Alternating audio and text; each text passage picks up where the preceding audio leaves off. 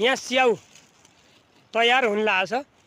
पराल काटेर पराललाई चाहिँ उयो पकाएर ड्राममा पुर्यायो। हेर्नुहोस् बफ्याएर पराललाई यो पानीमा भिजाएर यो सबभन्दा पहिला पराल कटिङ हुन्छ।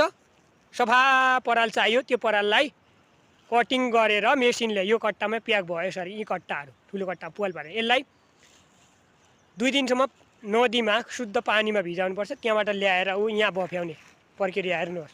यो आगो बालेर पुरै बफ्या। यहाँबाट बफ्याएपछि यो पराल आयो। यहाँ बफ्याएको पराललाई यो त्यसपछि यसरी यहाँ प्याक हुँदैछ। यहाँ हेर्नुहोस् यो प्याक भयो। यो अब यहाँ यो बिउ छ। यहाँ यो प्याकेटको बेर्ना यो बेर्ना यो प्याकेटमा यो बेर्ना उयो राख्दै हुनुहुन्छ। यो बेर्ना यो यसरी प्याक गर्नुहुन्छ। उहाँ हुनुहुन्छ हाम्रो बडीमालिका नगरपालिका मात्र नभएर बाजुरा जिल्लाकै अगुवा कृषक हुनुहुन्छ। उहाँ बाजुरा जिल्लामै परिचित। उहाँले प्रदेश स्तरीय जिल्ला स्तरीय थुप्रै तालिमहरू उहाँले लिइसक्नु भएको छ। बाजुरा जिल्लामै उहाँ चिनिनुहुन्छ। उहाँ हुनुहुन्छ बडीमालिका नगरपालिका वार्ड नम्बर 1 पाटाका महेन्द्र बहादुर दानी हुनुहुन्छ। उहाँ हेर्नुहोस् उहाँ अहिले यहाँ बडीमालिका नगरपालिकाको यहाँ जडाङ्गामा बस्नुहुन्छ। उहाँको यहाँ पुरै तरकारी फर्महरू छ।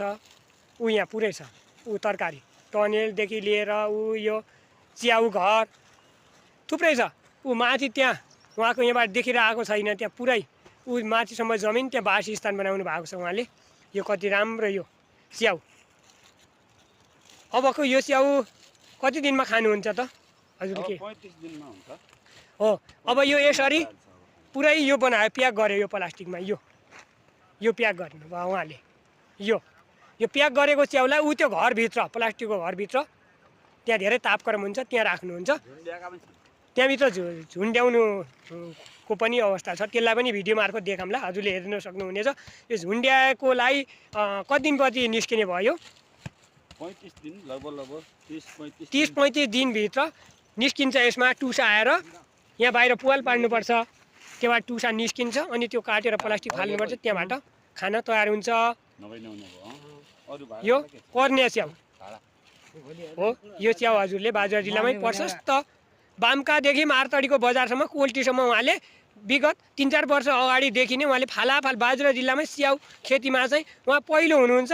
उहाँ बराबर बाजुरा जिल्लामा स्याउ खेती जसले जति गरे पनि कोही अहिलेसम्म त्यति उत्पादन गरेको यहाँ पाइयो